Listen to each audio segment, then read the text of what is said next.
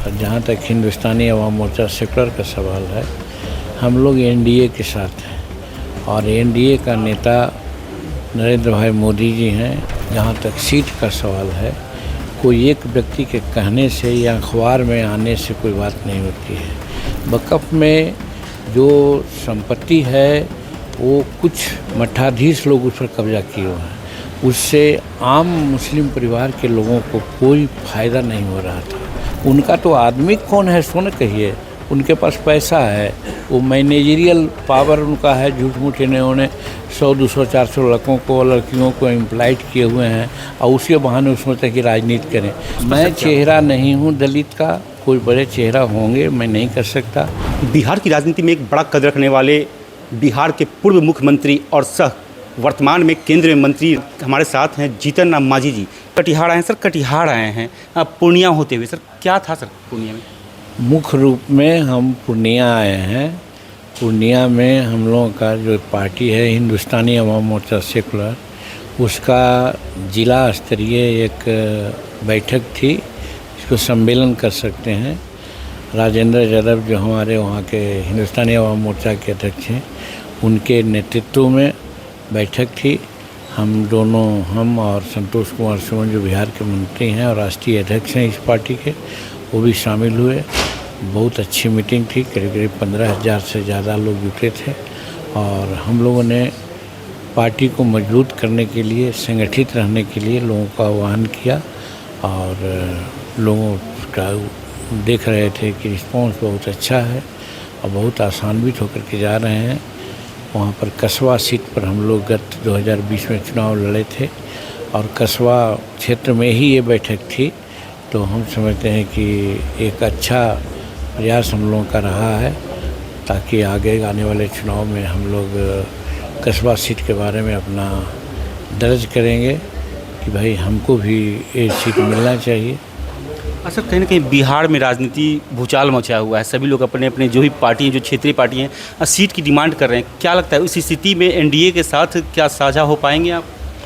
देखिए, जहाँ तक जीतन मांझी का सवाल है और जहाँ तक हिंदुस्तानी अवाम मोर्चा सेकुलर का सवाल है, हम लोग एनडीए के साथ हैं और एनडीए का नेता नरेंद्र भाई मोदी जी हैं।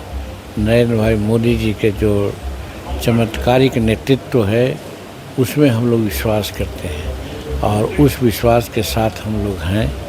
और जहाँ तक सीट का सवाल है, कोई एक व्यक्ति के कहने से या अखबार में आने से कोई बात नहीं होती है। सीटों का बंटवारा एनडीए के घर में घटक दल हैं, उनकी बैठकें होगी तो बैठक में अपना हिसाब से तय होगा किसको कहाँ लड़ना है।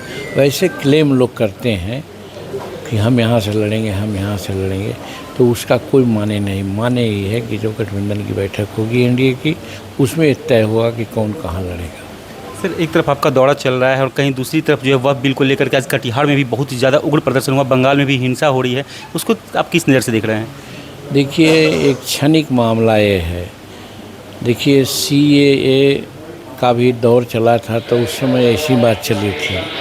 फिर 370 कानून का मामला आया कश्मीर जम्मू में, वहाँ भी यही बात चली।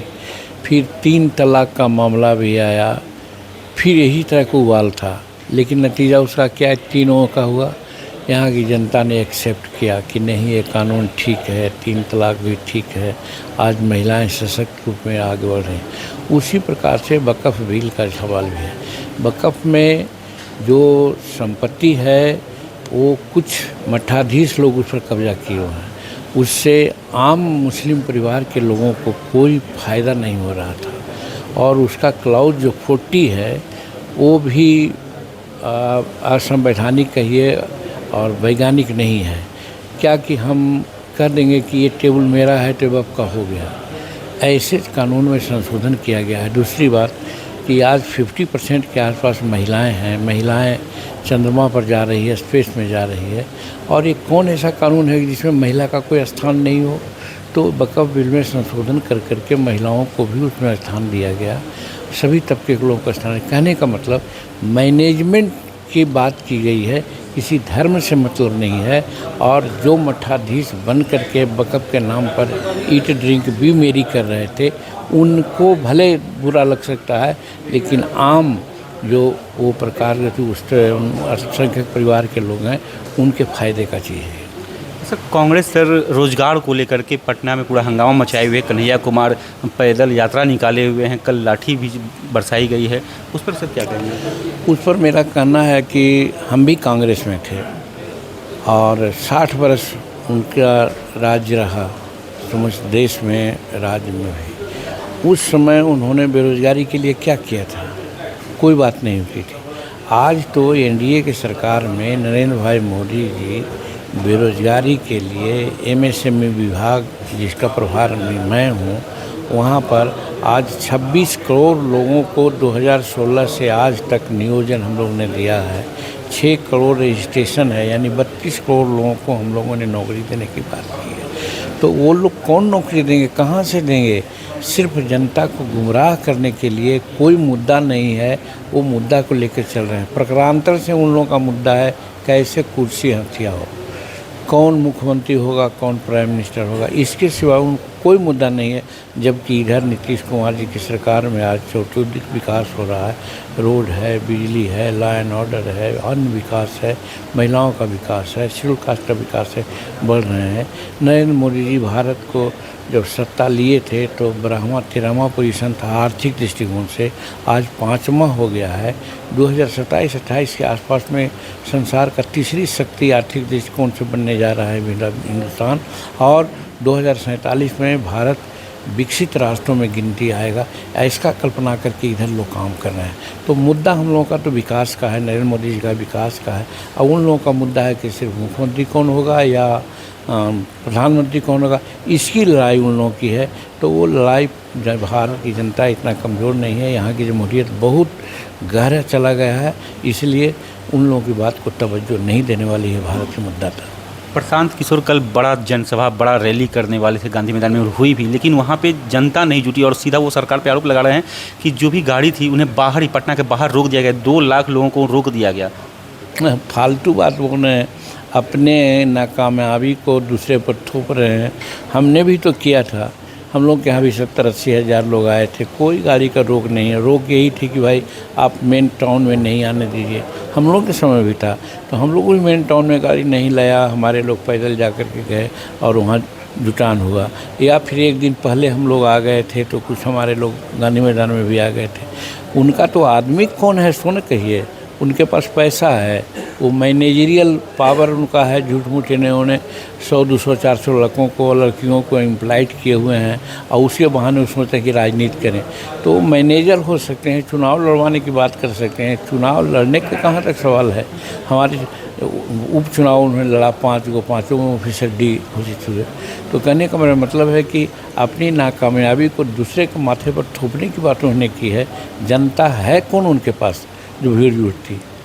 रामविलास पासवान और आपको देखा जाता है बिहार में, और कई ऐसे दलित हैं आज भी शराबबंदी को लेकर के वो जेल में हैं।